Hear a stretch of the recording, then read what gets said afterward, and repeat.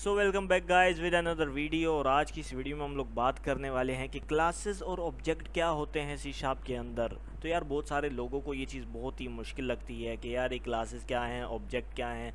तो यार ये एक बहुत ही इम्पॉर्टेंट कॉन्सेप्ट है जिसको सीखना बहुत ज़रूरी है, क्योंकि बहुत सारी लैंग्वेजेस ऐसी हैं जिसमें क्लासेस और ऑब्जेक्ट में ही काम होता है, जैसे जावा, रूबी, पाइथन। इन सब के अंदर, सी शार्प के अंदर भी इन सब के अंदर जो काम होता है वो क्लासेस और ऑब्जेक्ट की फॉर्म में होता है।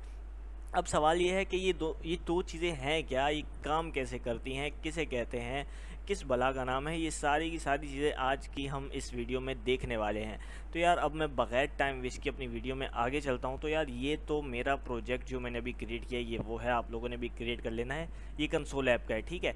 तो अब मैं सबसे पहले एक एग्जांपल है हमारे पास कार की, जो ट्रेडिशनल एग्जांपल है, मैं यहाँ से तुम लोगों को समझाता हूँ कि क्लासेस और ऑब्जेक्ट क्या चीज़ होती हैं। देखो क्लास क्या होती है ज़रा समझना। देखो क्लास सिर्फ और सिर्फ एक ब्लूप्रिंट होता है। ब्लूप्रिंट का क्या मतलब हुआ? ब्लूप्रिंट का मतलब हुआ एक किस्म का आर्किटेक्चर और एक किस्म का सिर्फ और सिर्फ डिज़ाइन। मैंने कहा सिर्फ और सिर्फ डिज़ाइन का मतलब ये हुआ कि एक वो सामने एक तस्वीर है, या ऐसे कह लो एक ब्लूप्रिंट है जो कि कोई काम नहीं कर सकता, कोई एक्शन नहीं परफॉर्म कर सकता। वो सिर्फ और सिर्फ एक डिज़ाइन होता है जिसे हम देख सकते हैं, उससे कोई काम नहीं ले सकते। मान लो अब ये कार का ब्लूप्रिंट है, ठीक है। अब है तो ये भी ब्लूप्रिंट ही है, लेकिन ये तो समझाने के लिए हमने इसको एज अ ऑब्जेक्ट कंसीडर किया हुआ है, ठीक है।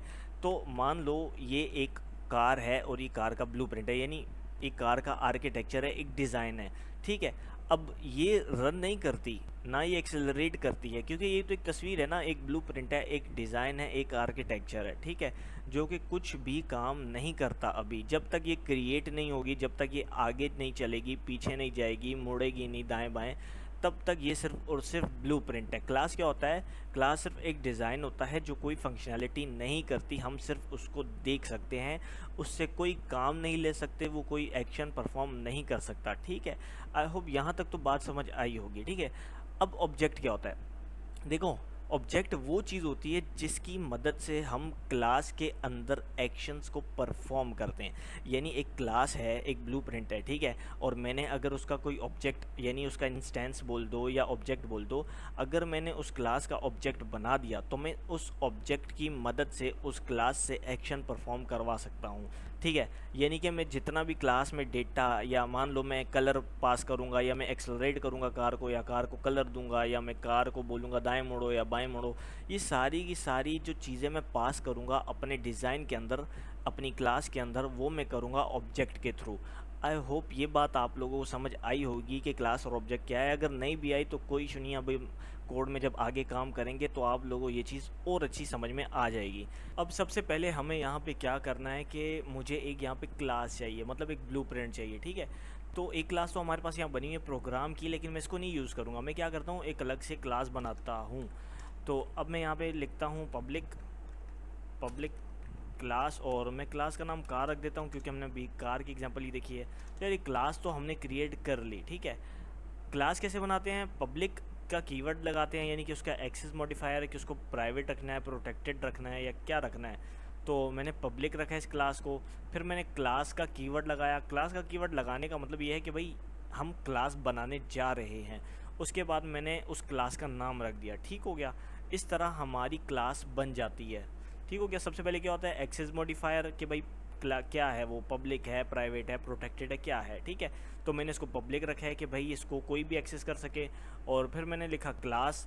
क्लास का कीवर्ड बिल्ट इन है, यानी मैं यहाँ क्लास लिखूँगा तो इसका मतलब ये हो गया कि भाई मैं क्लास बनाने जा रहा हूँ। और फिर जिस नाम से मुझे क्लास को बनाना है, यानी क्लास का नाम, कार, एनिमल, बर्ड्स, ये सारे हो गए क्लासेस के नाम, ठीक है। अच्छा, ये हो गया, हमारी क्लास तो क्रिएट हो गई। अब हमें क्या करना है? अब हमें यहाँ पर इसके अंदर कुछ प्रॉपर्टीज़ बनानी है, कुछ डेटा टाइप्स बनानी है। मान लो मैं बनाता हूँ स्ट्रिंग। कार का क्या होता है? कलर होता है। और कार का क्या होता है? मैं इसी को कॉपी करता हूँ, और copy copy paste paste paste. Colour के बाद यहाँ पे क्या होता है हमारे पास? मान लो कलर इसका मॉडल होता है, और इसका एक्सेलरेट होता है कि भाई ये एक्सेलरेशन क्या होती है, इसकी स्पीड भी होती है हमारे पास, और स्पीड, ठीक हो गया। इतनी प्रॉपर्टीज़ काफ़ी हैं। और यहाँ पे मैं अंदर एक मेथड बना देता हूँ। इसका मैं रखता हूँ पब्लिक वॉइड और कार डेटा, ठीक है। ये क्या करेगा? कार के डेटा को प्रिंट करवाएगा। और अभी मैं सिर्फ अंदर फ़िलहाल के लिए एक चीज़ रख देता हूँ, कंसोल डॉट राइट लाइन और मैं कहता हूँ hello I love to learn C sharp. ठीक हो गया। अच्छा ये हो गया, हीलो नहीं है हेलो है, ठीक है। इसको यहाँ तक हो गया हमारा। अब देखो यहाँ हुआ क्या है, यहाँ मैंने सबसे पहले एक क्लास बनाई है, क्लास के अंदर एक मेथड बनाया है, ठीक है। अब ये क्लास इस टाइम कोई फंक्शनैलिटी वर्क नहीं करती है। अगर मैं इसको मान लो 1 मिनट के लिए इसको सेव करके अगर इसको रन करूँ, कंसोल पे प्रिंट देखना चाहूँ कि क्या हुआ, तो कुछ नहीं आएगा। यहाँ पे मैं ये भी लगा लेता हूँ, चलो इसको रोकने के लिए कंसोल डॉट रीड लाइन भी लिख देता हूँ, वो इसलिए ताकि समझ में आए कि यहाँ कुछ भी प्रिंट नहीं हो रहा, ठीक है, कंसोल को होल्ड करने के लिए।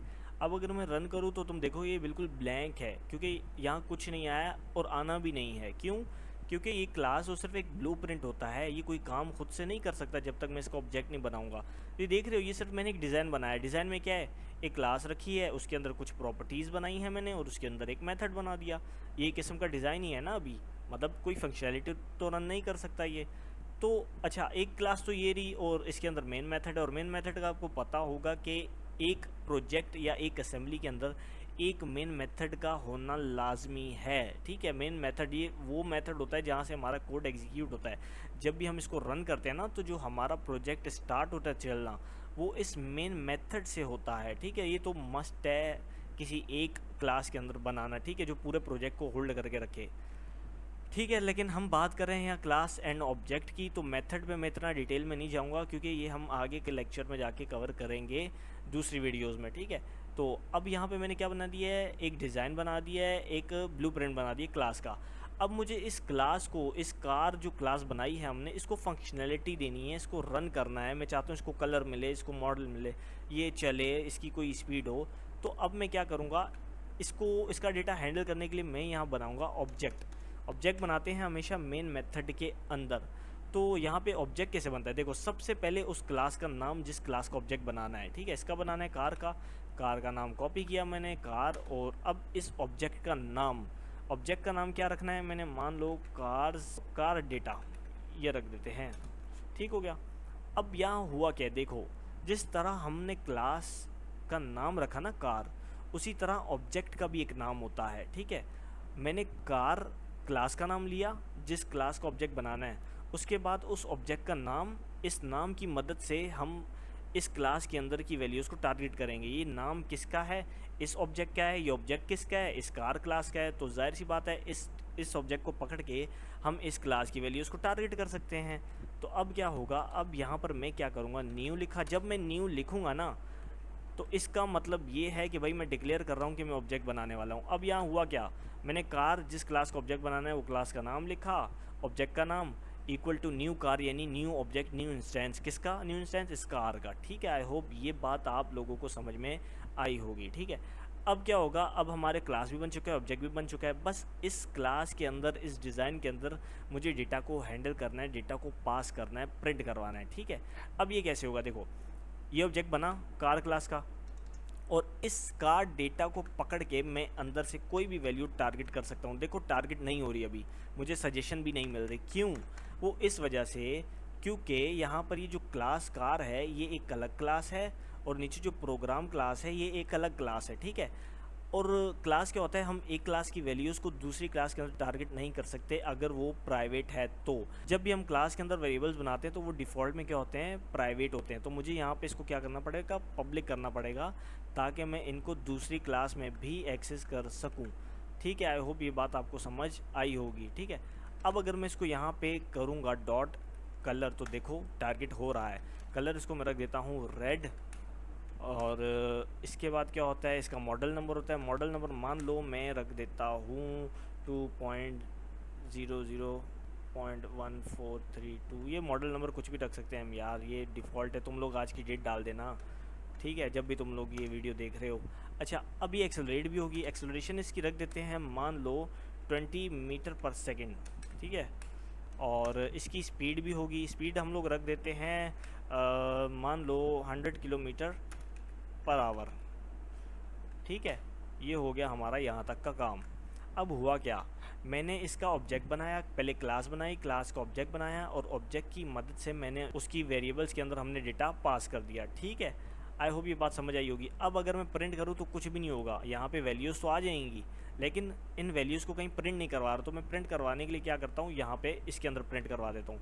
यहाँ पे लिखता हूँ हेलो दिस इज़, अच्छा मैं यहाँ पे क्या करता हूँ, एक नाम भी देता हूँ, एक प्रॉपर्टी और बना देता हूँ नाम। उससे क्या होगा, कार का नेम। और यहाँ पे भी क्या करता हूँ, कार के एक नेम पास कर देता हूँ, कार, अच्छा मॉडल नहीं है, यहाँ पे नेम पास कर देता हूँ। और नेम का मैं रख देता हूँ BMW, ठीक है, ये रख देते हैं। अब क्या होगा, हेलो दिस इज़, क्या है ये, BMW। इस नाम को उठा के इस मेथड के अंदर यहाँ मैंने कनकेटिनेट करवा दिया, ठीक है। ये प्लस का ऑपरेटर क्या करता है, दो वैल्यूज़ को आपस में कनकेटिनेट करवाता है। अगर तो यहाँ दोनों तरफ इंटीजर वैल्यू होगी तो उनको ऐड कर देगा, लेकिन अगर दोनों तरफ स्ट्रिंग है तो उनको कनकेटिनेट कर देगा, ठीक है। अब इसी तरह मैं इसको अगर प्रिंट करके तुम लोगों को दिखाऊँ, अच्छा ये अभी भी प्रिंट नहीं होगा, क्यों, क्योंकि मैंने अभी तक यहाँ तक डेटा डाला है, मैंने इसको कॉल नहीं किया अभी तक। ये मेथड सेव है, मतलब ये चलेगा नहीं। ये मेथड कब चलेगा, जब मैं इसी ऑब्जेक्ट की मदद से इसको कॉल करूँगा तब। मैंने डेटा यहाँ से उठा के इसके अंदर प्रिंट करवा दिया, लेकिन ये मेथड अब भी रन नहीं होगा क्योंकि मुझे इसको कॉल करना है पहले। कॉल भी इसी की मदद से करूँगा, इसी ऑब्जेक्ट की मदद से, डॉट। और मैं यहाँ पे क्या करता हूँ, क्या नाम है हमारे मेथड का, कार डेटा, देख रहे हो, ये हो गया। अब अगर मैं इसको रन करूँ तो यहाँ तक अभी हमने सिर्फ नेम पास करवाया, इसके अंदर देखो हेलो दिस इज़ BMW, ठीक है। अब मुझे क्या करना है, मुझे बाकी डेटा भी इसके अंदर पास कर देता हूँ। हमारे पास नेम हो गया, कलर हो गया, मॉडल हो गया, अच्छा एक्सेलरेशन होगी हमारे पास नीचे, और उसके बाद हमारे पास है स्पीड, ठीक है। अब अगर मैं इसको रन करूं तो तुम लोग देखोगे ये सारा का सारा डेटा हमारे पास यहाँ प्रिंट हो जाएगा, देख रहे हो, hello this is BMW, hello this is red, hello this is ये इसका मॉडल नंबर आ गया, हेलो दिस इज़ स्पीड हो गया, एक्सेलरेशन होगी, देख रहे हो, ये सारा का सारा डेटा यहाँ प्रिंट हो गया। तो अब समझ आया कि ऑब्जेक्ट क्या है, क्लास क्या है। क्लास एक सिर्फ ब्लूप्रिंट होता है, एक डिज़ाइन होता है, लेकिन उसके अंदर का जो डेटा है ना वो हम हैंडल करते हैं ऑब्जेक्ट की मदद से, ठीक है।